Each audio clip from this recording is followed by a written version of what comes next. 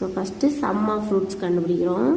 So sum of roots is equal to formula என்ன வரும் alpha plus beta கரெக்டா. So alpha beta equal to minus b by a.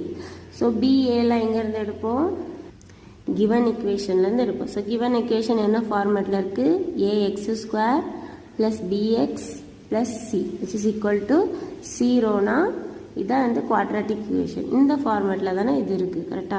So இதுலேருந்து என்ன எடுத்துக்கலாம் a equal to here a equal to 2 b equal to minus 7 c equal to 13 ஓகேவா. So இதில் apply பண்ணிக்கலாம். Minus ஃபார்முலாவில் ஆல்ரெடி இருக்குது பியில் ஒரு மைனஸ் இருக்குது. So plus 7/2 okay. Next product of roots.